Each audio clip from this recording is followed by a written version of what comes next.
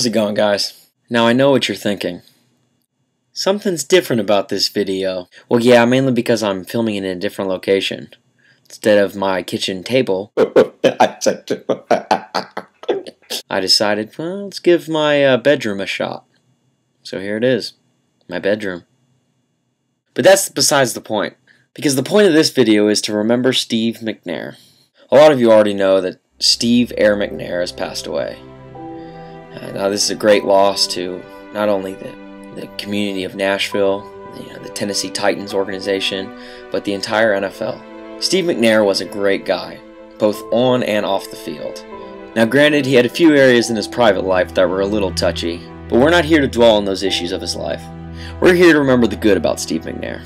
And I would also like to share with you guys one of my greatest memories of old number 9. Now I've grown up a Titans fan, as you can obviously tell from my Steve McNair jersey. Okay, obviously this is not a Steve McNair jersey. It's a Yancey Thigpen jersey. Yancey Thigpen, baby!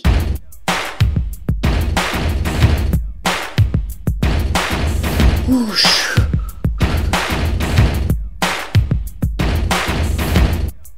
Yancey Thigpen. Why get Eddie George, Steve McNair, Frank Wycheck when you can get Yancey Thigpen? Don't ask me what I was thinking when I asked my parents for a Yancey Thigpen jersey for Christmas. What? But I got it. And now 10 years later, does anyone even still know who Yancey Thigpen is?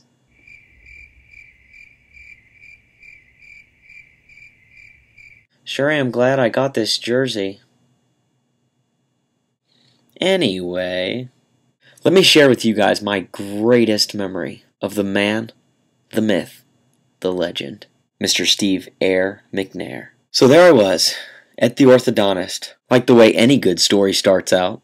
So there I am, brushing my teeth, when all of a sudden behind me, in the mirror, walks a gigantic black man. Now, if you're from the area I'm from, whenever a large black man walks by, you automatically assume he's a Tennessee Titan.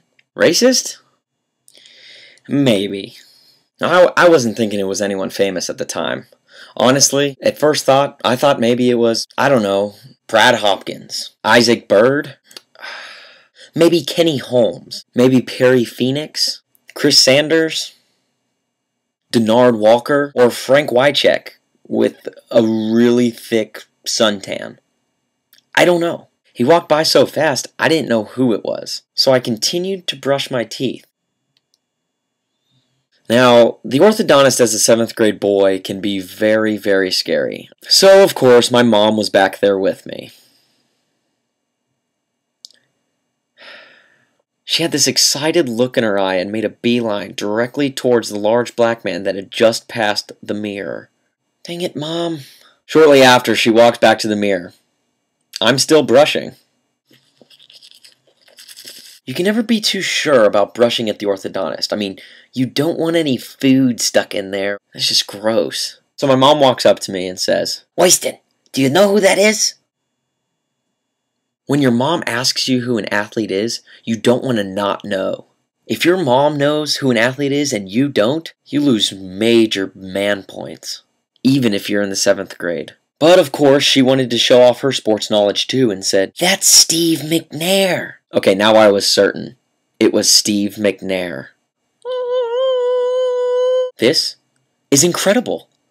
Steve McNair and I have the same orthodontist. Now I know what you're thinking. Steve McNair had braces? Little known fact, he did. I saw them. Trust me. I was so nervous. Not only was I in the presence of Steve McNair, but some guy I didn't even know was about to put his hands in my mouth and move around metal and straighten my teeth. But also I was in the presence of Steve McNair. So I went back with my mom to the little nurse's room. I don't know why there are little nurse's rooms in orthodontist offices, but I was sent back there. "Mom, no one at school is going to believe me that Steve McNair was at my orthodontist with me." The weird thing is I actually did talk like that in 7th grade. So the orthodontist nurse lady overheard me and my mom talking. "Oh yeah, you excited? Steve McNair's out there." "Yeah, I'm really excited." Oyston's so funny. He was just saying how none of the kids back at school are going to believe him that Steve McNair was at his orthodontist appointment. Okay, my mom doesn't really sound like that, but that's just the voice I do for my mom. Oh, well, why don't we take a picture of Austin with Steve? Are you serious? Oyston would love that, wouldn't you, Oyston? We'll use the camera that we have here. You know, the one we use to take pictures of everybody's mouths before and after. This is going to be awesome. The orthodontist nurse lady person went up to Steve and asked him, "Hey, Steve, sorry to interrupt, but you wouldn't mind getting a picture with a young fan, would you?" Steve, of course, got up out of his chair, put his arm around me, asked me my name. "Hey there, sport. What's your name?" "My name's Austin. What's your name?" "My name's Steve McNair. You like football?" "Yes, sir. I play for my school." "What do you say I try and take the team to the Super Bowl this year?" "That would be great." "And I'll do it all for you, Austin. I guarantee it." He knows my name.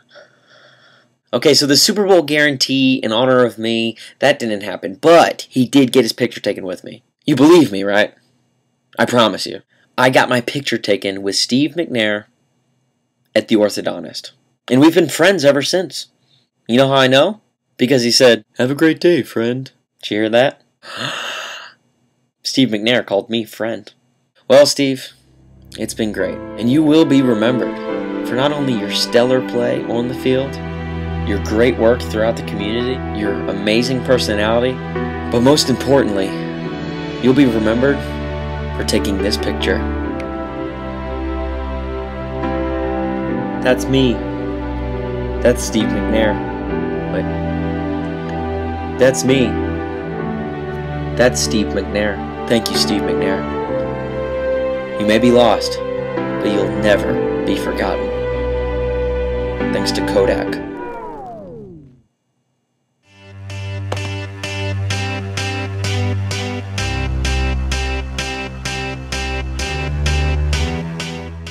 I look older now, right? A lot of people think I look like the kid from the Wonder Years.